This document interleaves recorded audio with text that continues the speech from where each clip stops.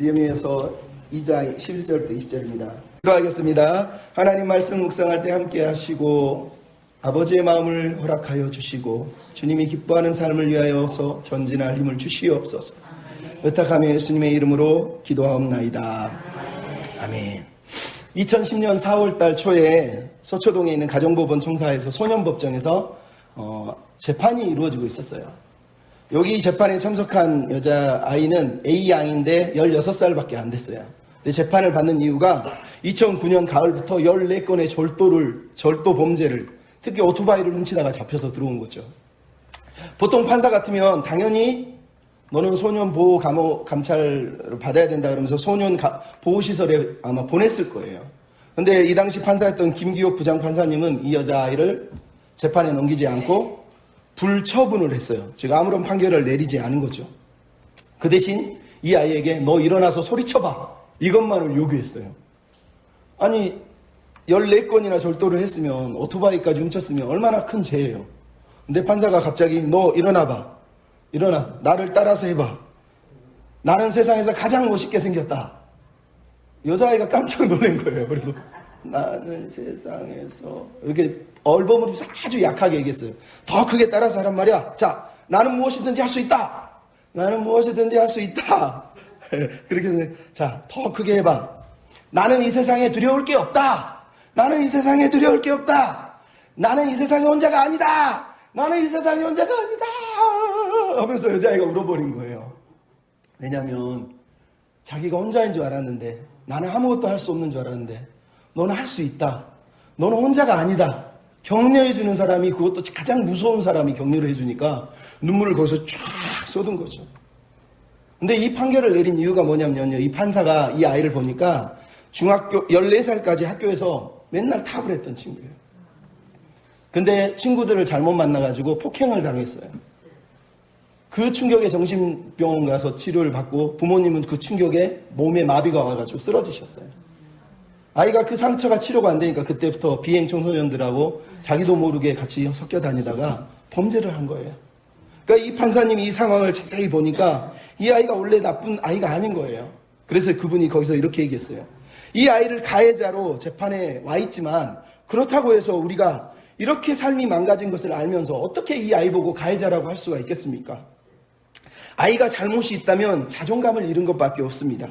그러니 스스로 자존감을 찾게 해주는 게 마땅한 판결 아니겠습니까? 그러면서 이 아이에게 너는 이 세상에서 네가 제일 중요하다.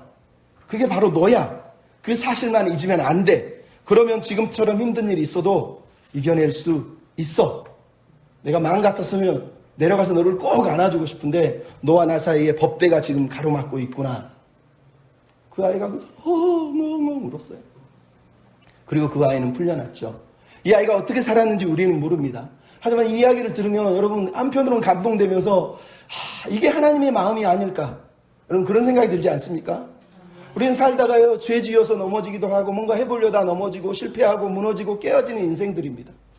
근데 상처가 쌓이고 쌓이면 사람이요 일어날 힘을 잃어버립니다. 다시 뭔가를 하고 싶지 않아요. 어떤 사람이 예배를 드리는데도 찬양도 하고 싶지 않고 기도도 하고 싶지 않고 하나님 앞에 기도할 마음도 없어요. 에이 하나님, 난 당신한테 그냥 어쩔 수 없이 얼굴 보여드리는 거지 하나님 안 믿어요. 이미 마음은 깨진 상태로 와서 예배를 드리는 사람들도 있다는 거죠. 안타까운 거죠. 근데 그런 하나님의 백성들을 보면서 하나님이 가만히 계시겠습니까?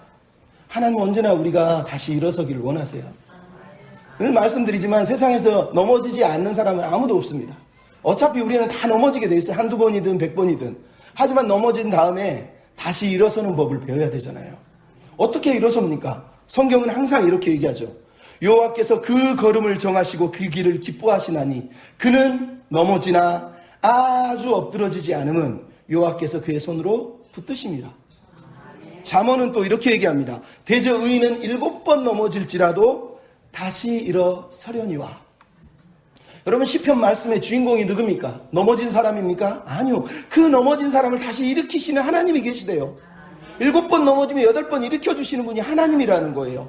7번, 8번이겠습니까? 성경은 70번씩 7번이라도 넘어지면 계속 일으키시고 계속 용서하시는 분이 하나님이라고 얘기하는 거예요.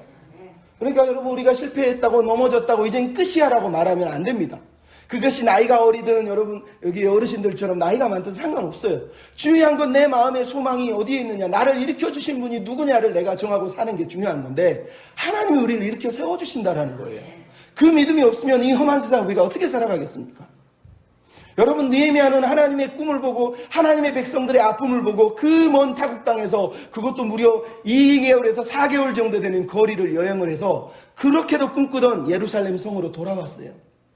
근데 그가 기다리고 있는 게 뭐예요? 외적으로 드러난 건 성벽도 무너졌고 모든 것이 소화되어 있는 불타버린 도시예요. 이걸 어떻게 이렇게 세울까요? 근데 더 중요한 게 하나 있죠. 백성들이 마음이 이미 무너져 있다는 거예요. 왜?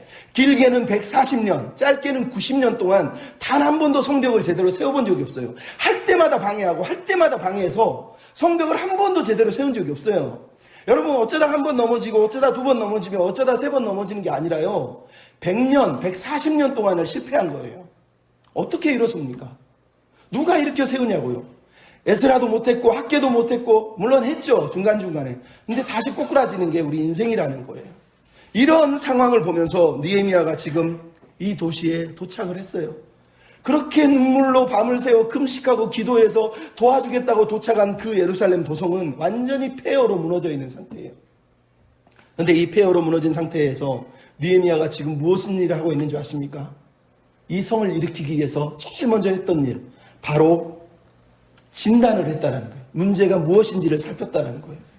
여러분, 사람이 무너졌을 때 자기가 왜 무너졌는지를 사실은 점검을 안 하는 경우가 무척 많습니다.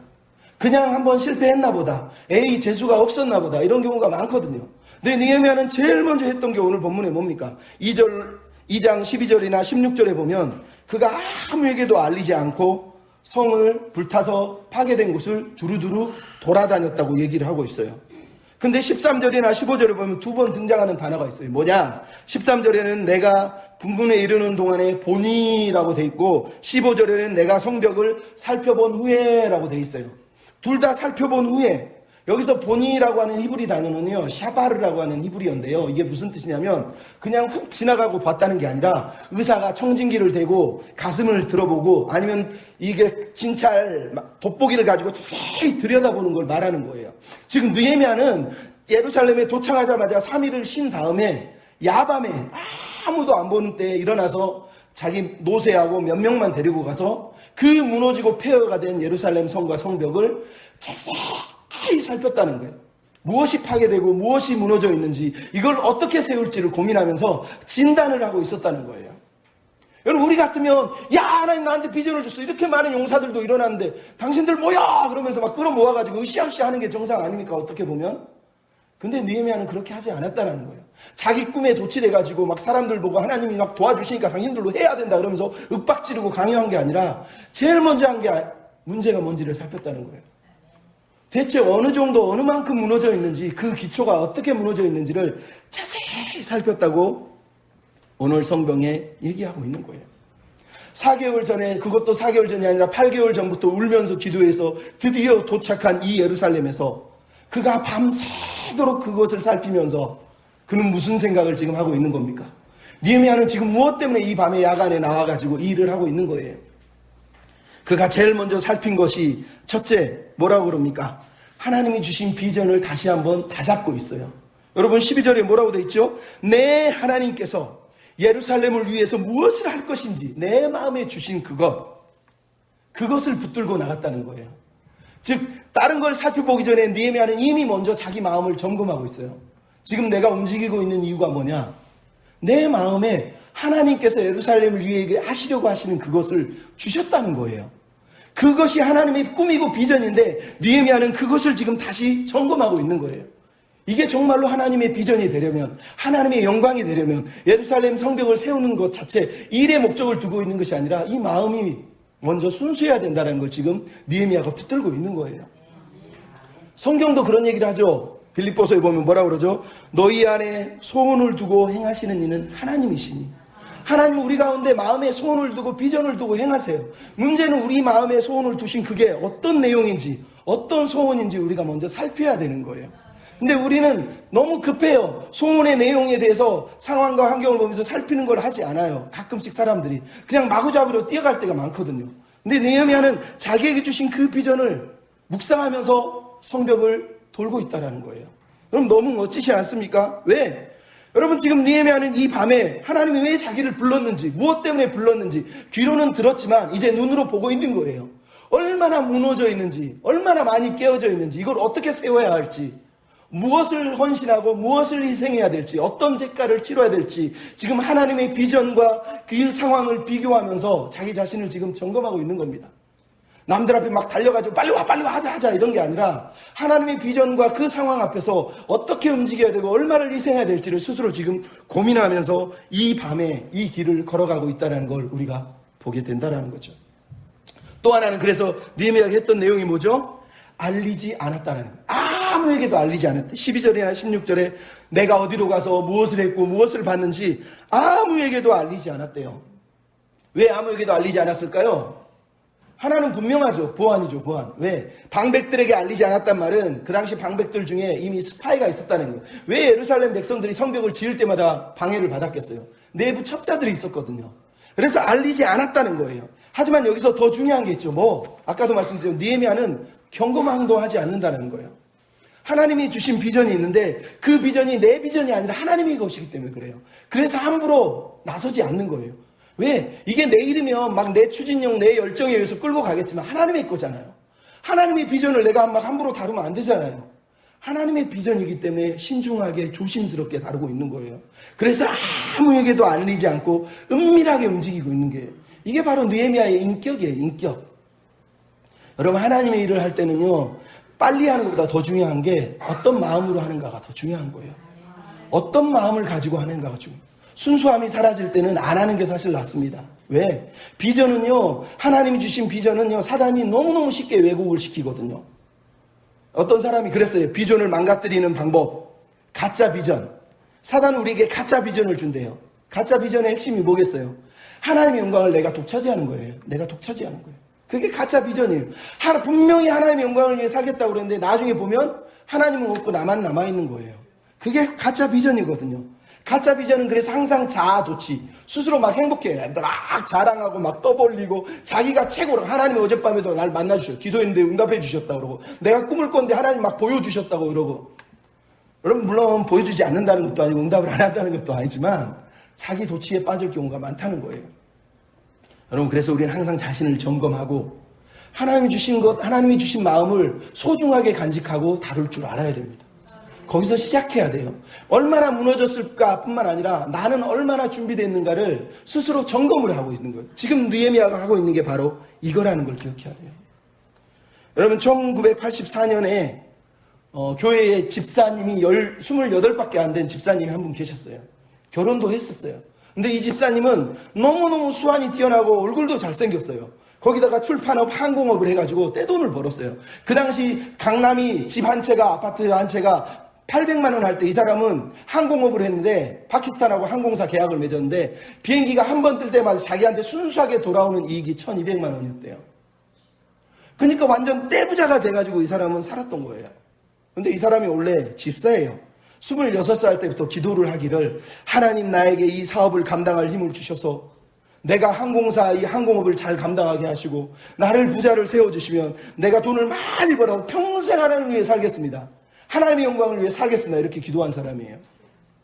그런데 28세밖에 안 되는데 떼부자가 된 거죠. 하는 일마다 막 돈이 막 굴러 들어오니까 이 사람이 거기서 너무너무 행복한 것뿐만 아니라 물질의 유혹에 완전히 푹 빠져버렸어요.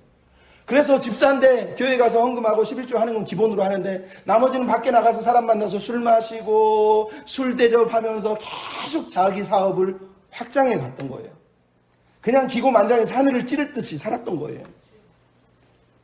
근데 어느 날 너무너무 그날 또 똑같이 술 먹고 맨날 12시, 새벽 12시 넘어서 들어갔대.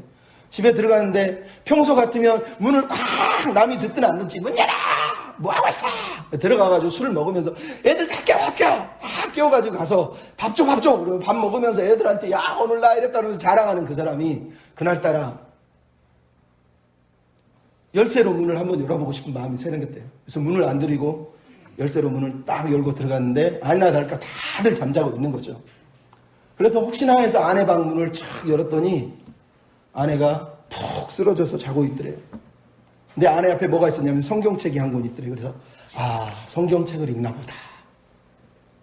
그리고 돌아서려는데 성경책 밑에 뭔가 하얀 종이가 있더래요. 이게 뭐야? 그러고 딱 봤더니 노트예요. 쭉 폈더니 일기장이에요. 근데 일기장의 맨 마지막 부분을 딱 폈는데 거기에 눈물이 두두두두둑 떨어져 있어. 눈물이 적셔 있는데 거기에 일기 내용이 이렇게 써 있어요. 자기 와이프의 일기예요. 그날 일기를 쓰고 성경을 읽다가 잠든 거예요. 나는 오늘 또 버스를 타고 수유리 너머로 갔다. 시골길을 하염없이 걸으면서 오늘도 어김없이 죽음을 생각했다. 약을 먹고 죽을까? 아니면 손목을 긁어서 죽을까? 아니다. 그건 내가 취할 길이 아니지. 나를 살리기 위해서 주님이 십자가에 돌아가셨는데 주님의 뜻을 이루기 위해서 내게 주신 남편인데 내가 우리 남편을 사랑해야지. 나는 할 수 없지만 주님이 사랑하라고 명령하시니 사랑해야만 하겠다. 주님 도와주세요. 주님 살려주세요. 나의 약함을 아시잖아요. 눈물을 뚝뚝뚝뚝 흘리면서 자살 기도에 일기를 써놓고 잠들어 버린 거예요. 이 당시 나이가 36의 이 집사님이 이걸 보고 나서 충격을 받아가지고 갑자기 술이 확 깨더니 자기 서재에 들어가서 새벽 6시까지 무릎을 꿇고 엉엉 울면서 회개를 했대요. 하나님 왜? 자기가 그동안 어떻게 살았는지를 잊었는데 아내가 죽을 고비까지 자살까지 생각하고 있는데 그 생각을 못한 거예요. 자기 혼자 돈 많이 벌어서 자기는 하나님의 영광을 위해 살고 있는 줄 알았는데 정작 자기 와이프는 옆에서 죽어가고 있었다는 거예요. 매일 자살을 생각하고 있었다는 거예요. 이 집사님이 너무 어이가 없어가지고 그동안 자기가 살아온 인생이 막장 자기 마음대로 자기 혼자 잘난 줄 알아서 살고 말은 하나님의 영광을 위해 살겠다는데 단 한 번도 하나님의 영광을 위해 산 적이 없고 하나님의 뜻이면 하나님 뜻대로 살아야 되는데 자기 뜻대로 살아온 삶이 그림자처럼 막 지나가는데 평생 탐욕의 노예, 물질의 노예로 욕망의 노예로 살아온 자기 자신이 너무너무 부끄러워서 그 자리에서 엉엉 울면서 회개를 했대요. 그리고 나서 이 사람이 그날 새벽까지 6시까지 회개를 한 다음에 거기서 기도하면서 2가지를 작정했대. 하나는 신학대학원 가는 거. 목사가 되려고 간 게 아니라요. 그동안 36년 동안 허비한 인생을 하나님께 되돌려주기 위해서 나머지를 하나님을 위해 살려고 목사가 되기로 한 거예요. 2번째 작정한 게 뭐냐? 평생 통장이나 집은 소유하지 않겠다고 결정을 했대요. 그리고 자기 집 재산을 다 헌납을 했어요. 이분이 우리가 잘 아는 이재철 목사님이세요. 주님의 교회. 물론 이분에 대한 평도 많지만 이분이 100주년 기념교회를 하다가 작년에 퇴임을 했습니다. 근데 퇴임을 하면서 마지막 설교를 이렇게 했어요. 여러분은 지금부터 저 이재철을 아낌없이 어김없이 거침없이 버리셔야 합니다. 하나님께서 내려주시는 새로운 찬의 은혜를 구한다면 저를 버리십시오. 적당히 버리지 말고 철저하게 저를 던져버리십시오. 저를 기억하지도 마시고 잃어버리십시오. 그리고 퇴임 설교라고 떠났어요. 그리고 뭐랬는지 아세요? 전국에서 평당 10만원짜리 땅이 나오면 거기 가서 마지막 정착지로 나는 살고 싶습니다. 평당 10만원짜리 땅 있으면 거기 가서 집 짓고 살겠다는 거예요. 사역할 때도요, 자기 사례비가 부교육자보다 더 적었대요. 자기 건 막 나눠줬대요. 우리 목사님도 잘 나눠주시지만 그렇게 살았다. 이걸 보면서 사람들이 안타까워가지고 그 거창에 지금 내려가 계신데 거기다가 이게 조립식 건물을 지어가지고 목사님 겨울엔 춥잖아요. 좀 따뜻하게 지어 그러면서 집을 지어주어서 살고 계시대요. 네, 여러분 제가 그분을 자랑하려는 게 아니라 그분이 그렇게까지 섰던 이유가 뭐예요? 자기 자신이 얼마나 무너졌는지 얼마나 깨어졌는지를 스스로 다 돌아보고 점검해 보니까 자기는 하나님의 영광을 위해 산 게 아니더라는 거예요. 여러분 우리가 늘 자기 자신을 돌아봐야 됩니다. 아무리 비전이 화려하고 꿈이 대단해 보여도 그 비전과 그 꿈이 하나님의 것이 아니면 그 꿈이 어느 순간 내 꿈이 되고 내 욕망이 돼버리면 하나님의 꿈은 박살나는 거예요. 느헤미야가 지금 제일 먼저 한 일이 바로 자기 비전을 점검하고 이스라엘의 이 비전을 심기 위해서 상황을 살피고 대가를 희생을 헌신할 각오를 하고 있다는 걸 우리가 봐야 된다는 거예요. 여러분 다시 일어서려면 자기 자신을 돌아봐야 돼요. 거기서 시작하지 않으면 일어설 수가 없는 거예요. 맨날 남 탓하고 남의 문제라고 그러고 나는 잘못한 게 없다고 그러는 사람은 절대로 일어설 수가 없습니다. 처절하게 자기 자신을 돌아보지 않으면 일어설 수가 없다는 거예요. 2번째로 여러분 느헤미야가 했던 내용이 뭡니까? 동기부여, 즉 무너진 마음들을 세웠다는 거예요. 아까도 말씀드렸지만 느헤미야가 보고 있는 거는 무너지고 폐허가 된 성벽이지만 그것보다 더 큰 문제가 뭐예요? 100년 동안 140년 동안 매해마다 실패하고 매일마다 실패해서 이제는 더 이상 아무것도 할 수 없는 무너지고 깨어지고 실패해버린 백성들의 마음이란 말이죠. 이 마음을 어떻게 세울 거예요? 기도 한번 해주고 안수 한번 세워주면 일어납니까? 안 돼요. 학교도 못했고 스가랴도 못했고요. 수많은 믿음의 영웅들이 그거를 세워보려고 노력한 건데 되지가 않았다라는 거예요. 왜? 실패하고 깨어진 마음은 그렇게 일어나기가 힘든 거예요. 근데 이 사람들을 향해서 느헤미야가 모든 걸 다 살펴보고 얼마 후에, 시간이 다 지난 후에 18절에 이제 사람들을 드디어 모이게 하고 있어요. 그냥 막 처음부터 불러 모은 게 아니라 모든 상황을 다 살피고 무엇을 대가를 치르고 무엇을 희생해야 될지를 다 점검해 본 다음에 사람들을 불러 모았대요. 그리고 18절에 연설을 하고 있어요. 근데 연설의 내용은 18절 딱 한 절밖에 안 나왔잖아요. 근데 유대인 학자의 요세푸스라고 하는 사람이 뭐라고 그러냐면 느헤미야가 이때 했던 설교가 얼마나 웅장하고 대단한 설교였는지 모른대요. 연설이었는지 모른다는 거죠. 근데 그거를 역사학자들은 이 본문의 성경 저자인 느헤미야는 이걸 다 빼고 제일 중요한 것만 딱 한 절에 넣어놨어요. 그게 뭐죠? 하나님의 선한 손이 나를 도우시님과 왕이 내게 이른 말씀을 전하였더니 라고 지금 얘기하고 있는 거예요. 여러분, 이스라엘 백성을 세우기 위해서 느헤미야가 했던 가장 놀라운 일은 뭐냐? 그들의 깨어진 마음을 붙잡아 주실 분이 하나님이라는 걸 지금 강조하고 있다는 거예요. 하나님이 선한 손으로 도우셨다는 거예요. 하나님이 그동안 건축을 방해했던 왕의 마음까지 움직였다는 거예요. 하나님이 살아계시다고 지금 말하고 있는 거예요.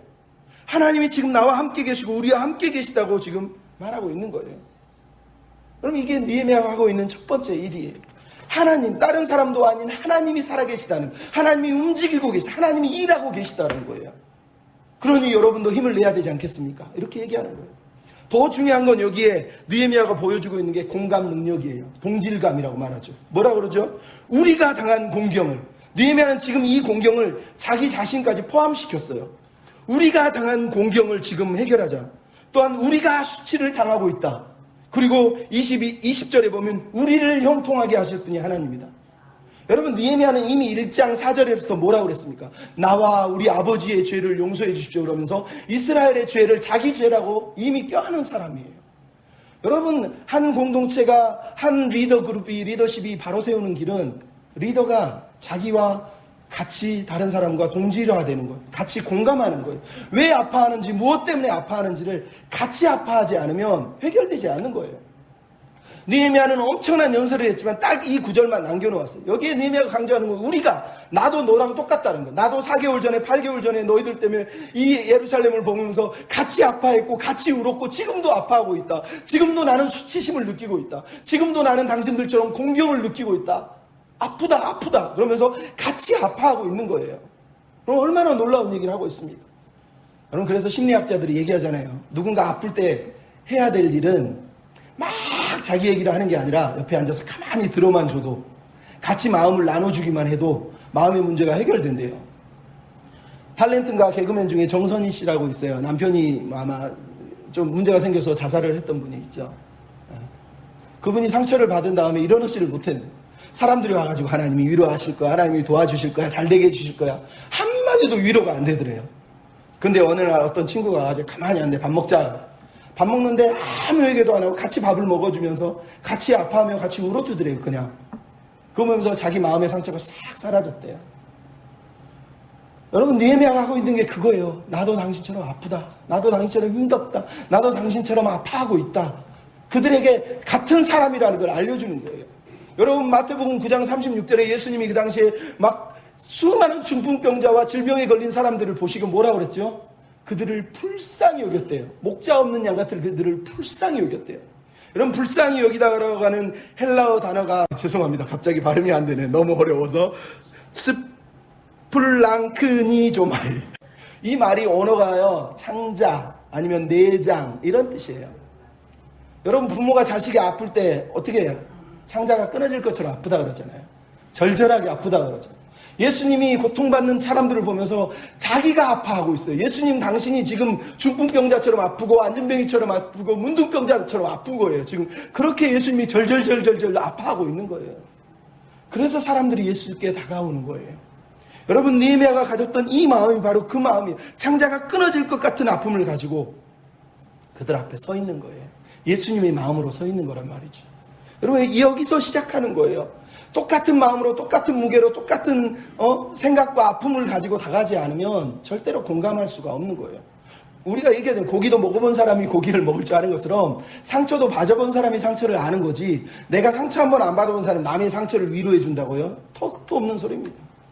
그래서 어떤 면에서 예수님이 인간이시고 죄는 없으시지만 우리가 동일하게 아파하시고 동일하게 고통을 당하셨다고 말하는 이유가 거기 있는 거예요. 기도해야 돼요. 하나님, 누군가를 세워주고 싶잖아요. 하나님, 나 상처도 하나도 없이 행복하게 부자 돼서 남을 도와주게 해주세요. 절대로 못 도와줍니다. 내가 하나님 저들의 아픔을 이해하게 해주세요. 그들의 고통에 동참하게 해주십시오. 그들처럼 나도 아파하게 해주세요. 그 마음을 갖지 않는 한 절대로 남을 세워줄 수가 없는 거예요. 하나님, 우리에게 그런 마음을 주세요라고 기도해야 됩니다. 그리고 나서 느헤미야가 한 게 뭡니까? 목적을 이제 제시했다는 거예요. 목적의 내용은 뭡니까? 우리가 수치를 당하지 말자라고 지금 말하는 거예요. 근데 이 말이 중요한 거예요. 왜? 이스라엘 백성에게 수치는 언제나 어디서 오냐면 우상을 숭배할 때, 하나님을 포기할 때, 하나님을 버릴 때 수치를 당했단 말이에요. 즉 느헤미야의 이 말은 결국은 하나님의 영광을 위해 살자는 얘기예요. 비록 너희 집도 어렵고 인생도 어렵고 사는 방법도 어려웠지만 그래도 하나님은 우리를 위해서 다시 일하고 계시니 이제 우리가 하나님의 영광을 위해서 다시 한번 살아야 되지 않겠느냐라고 격려하는 거예요. 그래서 느헤미야가 뭐라고 그랬습니까? 하나님의 선한 손이 나를 도우셨다. 하나님의 선하신 손이 나를 도우셨다는 거예요. 지난주에 말했지만 하나님의 선하신 손이, 하나님의 선하신 계획이, 하나님의 선하신 비전이 이제 역사하고 있다고 말하는 거예요. 그런데 그 말을 듣자마자 백성들이 뭐라고 그래요? 18절의 끝에 일어나서 모두 힘을 내서 선한 일을 하려 하매 라고 얘기하고 있어요. 이 선한 일을 하려 하매 라고 얘기하고 있단 말이죠. 여러분, 여기에서 중요한 게 바로 그거예요. 느헤미야가 격려하고 있는 건 선한 싸움을 싸우자는 거예요. 하나님을 위해서 선한 싸움을 위해서 싸우자는 거예요. 선한 싸움과 그냥 싸움이 있는 거예요. 그냥 싸움은 내가 잘 먹고 잘 살기 위해 남들과 싸우는 싸움이지만 선한 싸움은 하나님의 선하신 계획과 하나님의 선한 비전을 위해서 살아가는 거고, 그게 바로 선한 싸움이에요. 느헤미야가 그들에게 이 선한 싸움을 싸우자고 지금 그들을 일으켜 세운 거예요. 그랬더니 그들이 이 선한 싸움을 싸우기 위해서 힘을 내서 일어났다고 지금 얘기하고 있는 거죠. 여러분, 우리가 아무리 지치고 힘들어도 해야 될 일이 있어요. 그게 먼저 그 나라와 그의 이유를 구하는 거예요. 우리는 자꾸 잊어버리지만 아무리 힘들어도 어려워도 포기하지 않아야 될 게 바로 하나님의 선하신 뜻이에요. 그 나라와 그 의를 구하는 삶. 하나님 그걸 위해서 우리를 부르신 거예요. 그래서 힘들어도 어려워도 어떤 사람은 남들처럼 부자도 아니고 많이 안 가졌는데도 계속해서 기도하면서 선한 사업을 위해서 뛰어가는 사람이 있지만, 어떤 사람은 하나님의 선한 마음을 모르기 때문에 자기 일을 위해서만 싸우기 때문에 이 선한 싸움을 감당하지 못하는 사람들이 너무 많은 거예요. 성경은 우리에게 계속 얘기하잖아요. 사도 바울이 디모데에게 뭐라고 그러죠? 선한 싸움을 싸우라는 거예요. 선한 싸움을 싸우라는 거예요. 그러면서 뭐라고 그러는지 아세요? 예수 그리스도도 선한 증언을 하신 분이 예수님도 선한 싸움을 싸우셨단다 그러면서 하나님의 나라를 위해서 싸우셨다고 얘기해요. 뿐만 아니라 사도 바울이 디모데에게 뭐래요? 모든 성경은 모든 선한 일을 행하게 하게 하려고 하나님이 이 성경을 주셨대요. 성경을 주신 이유가 하나님의 선한 일을 위해서예요. 에베소서에는 또 뭐라고 그래요? 우리를 구원하신, 은혜로 구원하신 이유가 뭔지 아느냐? 너희가 걸작품인 이유가 뭔지 아느냐? 하나님의 선한 일을 행하게 하려고 우리를 걸작품으로 구원해 주셨다고 얘기하고 있어요. 여러분, 선한 싸움은 힘든 거예요. 오늘 느헤미야서만 봐도 알지만 이미 마음이 무너지고 깨어진 사람들이 선한 싸움을 싸우는 게 쉽겠습니까? 어렵습니다. 그래서 디모데에게 사도 바울이 했던 말이 또 하나 있어요. 뭐라고 그러죠? 무릇 경건하게 살고자 하는 사람은 핍박을 받느니라는 거예요. 여러분, 우리 시대가 왜 힘겹습니까? 사람들이 경건하게 살 마음을 잃어버리니까 핍박이 없잖아요. 근데 선하게 살고 싶으면 힘든 거예요. 어려운 거예요. 그게 바로 사도 바울의 마음이고 성경의 마음이에요. 그래서 얘기하잖아요. 사도 바울이 나는 선한 싸움을 싸우고 이제 나를 위하여 의의 면류관이 예비되었으니.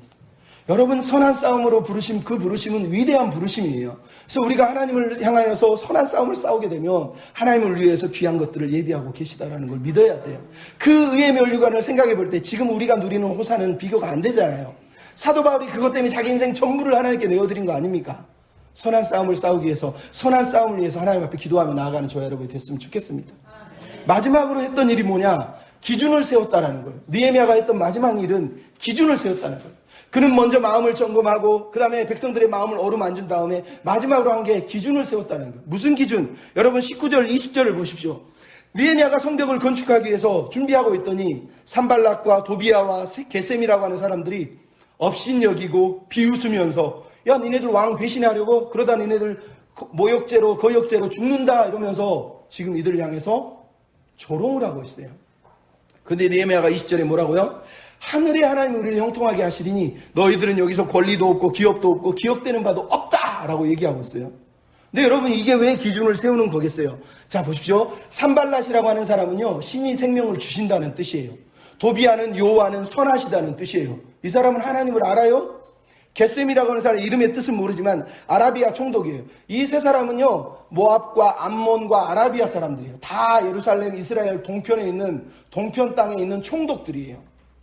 이들이 그동안에는 사마리아 땅, 이스라엘 땅, 예루살렘 땅에 와서 자기들 마음대로 휘두르고 도적질하고 살았는데 느헤미야가 오니까 이제 이 땅으로 들어오지를 못하는 거예요. 근데 느헤미야가 이 세 사람들을 가르쳐서 너희는 여기서 아무 권리가 없다는 거예요. 근데 왜 권리가 없다는 말이 중요한지 아세요? 다시 말합니다. 산발랏이나 도비아, 게셈, 이 사람들은 다 게셈, 모압과 암몬 사람들이에요. 느헤미야가 지금 20절에 하고 있는 말은 자기 생각을 말하고 있는 게 아니라요, 신명기 23장 3절로 4절을 보면 무슨 얘기가 나오냐면 하나님께서 너희는 모압과 암몬 사람들을 절대로 이스라엘 총회로 들이지 마라. 그 누구도 이스라엘 총회로 들어올 수가 없다. 왜? 그들은 너희가 출애굽할 때 방해를 했고 발람 거짓 선지자를 불러다가 너희를 저주한 사람들이다. 그러니 너희들은 절대로 모압과 암몬 사람들을 이스라엘 총회로 들이지 말라고 이미 하나님이 말씀하신 거예요. 느헤미야는 단순하게 니네들 우리 방해하는 나쁜 놈들 꺼져 이렇게 얘기한 게 아니라 이미 하나님이 기준을 세워놓으셨어요. 느헤미야는 지금 하나님의 기준을 가지고 얘기하는 거예요. 저 사람들은 모압과 암몬 사람들이다. 하나님이 이 사람들을 총회로 들이지 말라고 그랬어요. 우리는 들일 수 없다라고 손을 쫙 그어버리고 있는 걸 우리가 보게 된단 말이죠. 느헤미야는 지금 바로 이 모세가 얘기했던 하나님의 말씀을 기준으로 자기 공동체를 보호하고 울타리를 치고 있는 거예요.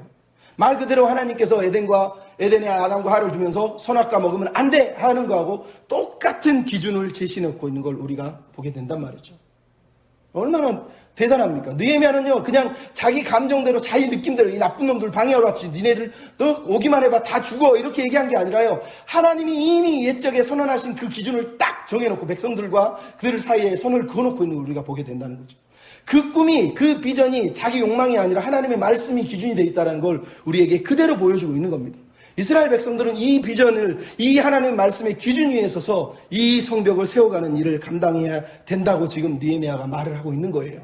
그러면서 한마디를 덧붙였어요. 그게 뭐죠? 하늘의 하나님이 우리를 형통하게 하시리니 그 종들인 우리가 라고 얘기하고 있어요. 여러분, 이 일은 우리 힘으로 하는 게 아니라 하나님이 도우시지 않으면 안 된다고 말하고 있어요. 우리는 종이라고 얘기하고 있어요. 나는 지금 너희들 도와서 내가 영광을 얻기 위해서 온 게 아니라 우리는 하늘의 하나님의 종이다. 우리는 하늘의 하나님의 언약의 비전의 종이다. 그 비전을 이루기 위해서 우리가 지금 일해야 되는 거 아니냐. 그러니 여러분 힘을 내서 하늘의 하나님을 위해서 한번 일어납시다. 다시 시작합시다. 이렇게 말씀을 하고 있단 말이죠. 그럼 너무 느헤미야가 멋있지 않습니까? 우리가 이런 느헤미야의 마음을 좀 배웠으면 좋겠어요. 아무리 힘들어도 아무리 어려워도 다시 시작할 수 있어요.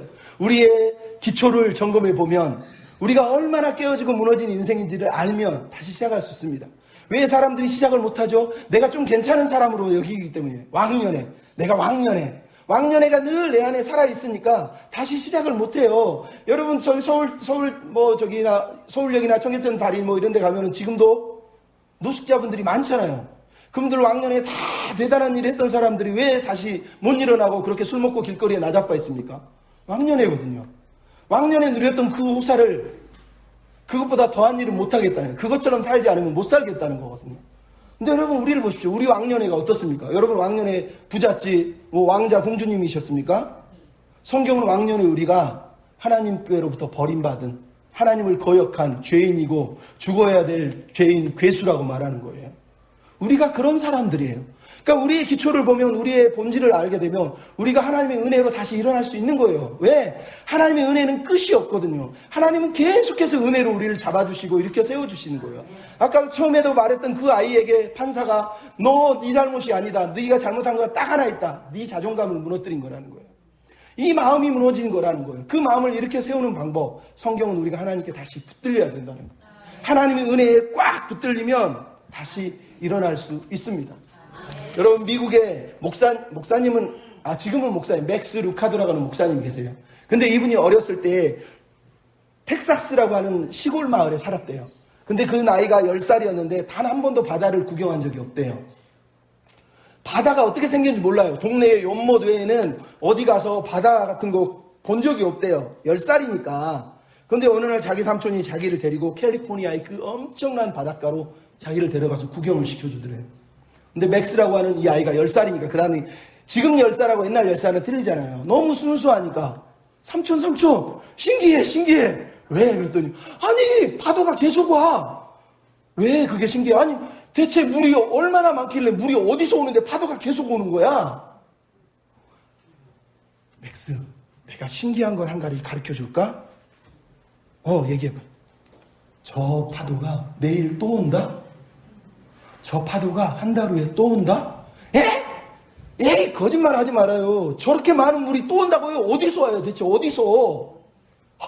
맥스, 내가 진짜 신기한 거 하나 더 가르쳐 줄게. 뭔데요?